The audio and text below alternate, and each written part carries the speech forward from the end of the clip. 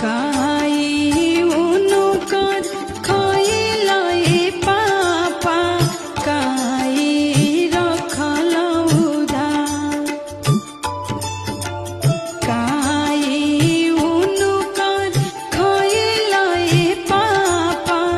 काई रखल उधार अरे के करा करने बोलू हरलए पापा सा